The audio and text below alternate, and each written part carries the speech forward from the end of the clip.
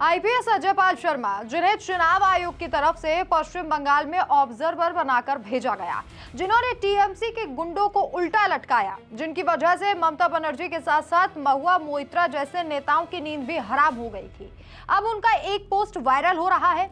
इस पोस्ट में ऐसा क्या है जो पूरे राज्य में भूचाल आ गया, चलिए आपको बताते हैं। बंगाल में एक तरफ सत्ताधारी तृणमूल कांग्रेस अपनी हार या कमजोर होती पकड़ को लेकर बेचैन है, वहीं विपक्षी दलों और आम जनता में बदलाव की उम्मीद जगी। ठीक इसी दौरान फेसबुक पर एक पोस्ट वायरल हुआ जिसने लोगों की भावनाओं को और उकसा दिया। आईपीएस अजयपाल शर्मा नाम के पेज से शेयर की गई इस पोस्ट में गुरुदेव रविंद्रनाथ टैगोर के अमर गीत आमार सोनार बांग्ला की पंक्तियां लिखी हुई थी। मातोर मुखेर बाणी अमार काने लागे सुधार मतो मोरी हाय हाय रे मातोर बदन खानी मोलिन होले आमी नयन जले भाषी। अब इस लाइन का क्या मतलब है वो आपको बताते हैं। का मतलब है, माँ तुम्हारी बातें मेरे कानों में अमृत जैसी लगती हैं। हाय रे माँ, अगर तुम्हारा चेहरा उदास या मलिन हो जाए तो मेरी आंखों से आंसू बहने लगते हैं। बंगाल की सियासी हलचल में इस पोस्ट को तुरंत टीएमसी की हार और ममता बनर्जी के शासन की नाकामी और बंगाल की बदहाली से जोड़ दिया गया। लोग इसे बंगाल मां की पीड़ा का प्रतीक बता रहे थे।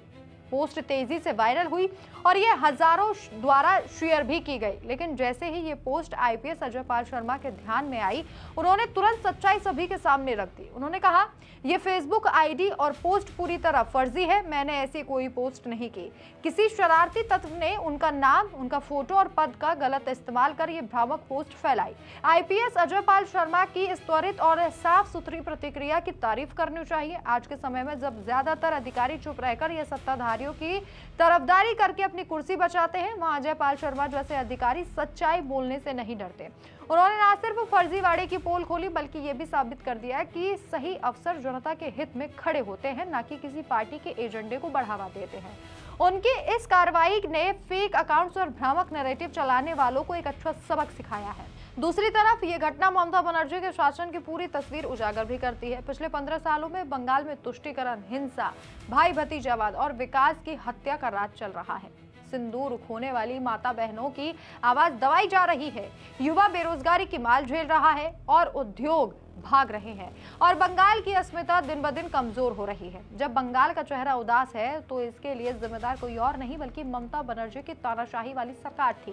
वे फर्जी पोस्ट और भावनाओं का इस्तेमाल करके वोट बटोरना चाहती है, लेकिन सच्चाई किसी से छिप नहीं सकती। अब लोग विकास चाहते हैं, सुरक्षा चाहते हैं और एक सम्मानजनक जीवन चाहते हैं, न कि रोज कई अफवाहों और डर के साए में जीना चाहते हैं। आईपीएस अजयपाल शर्मा जैसे ईमानदार अधिकारी बंगाल की उम्मीद है और चूंकि उन्हें यूपी का सिंघम भी कहा जाता है, योगी आदित्यनाथ के लिए वो एक बहुत अच्छे अधिकारी हैं। यूपी में उन्हें एनकाउंटर स्पेशलिस्ट कहा जाता है।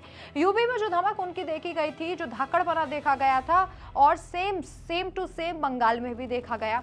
बंगाल में जिस तरीके की कार्रवाई उन्होंने की, पहले ही दिन आकर उन्होंने कह दिया कि कोई गुंडागर्दी नहीं होगी, निष्पक्ष चुनाव होंगे और साफ तौर पर यही मैसेज था टीएमसी के गुंडों को कि अगर गुंडागर्दी की तो आपको उल्टा लटकाया जाएगा। और ये तस्वीर बनते भी हमने देखी कि इस बार चुनाव कितने निष्पक्ष तरीके से, पारदर्शी तरीके से हुए हैं। लेकिन आप सोचिए, एक राज्य में जहां पर 15 साल से एक महिला सीएम थी, वहां पर महिलाएं डर के साए में जीती थी। एक बार भी चुनाव जो है बिना डर के साए में वहां पर संपन्न नहीं हुआ, जैसा कि रिपोर्ट्स कहती हैं। इस बार बीजेपी ने ठान लिया था कि चुनाव निष्पक्ष होंगे और सच्चाई और ईमानदारी वाली सरकार बनेगी। वैसे जिस तरीके से आईपीएस अजयपाल शर्मा ने इस पोस्ट का खंडन किया है, उसे लेकर आपकी क्या राय है? इसी के साथ साथ किसी भी फेक अकाउंट पर भरोसा मत कीजिए, क्योंकि आजकल फर्जी अकाउंट बहुत ज्यादा चल रहे हैं, तो आप भी ऐसी फर्जी खबरों को शेयर ना करें। इस खबर पर आपकी क्या राय है? कमेंट करके जरूर बताएं। नमस्कार।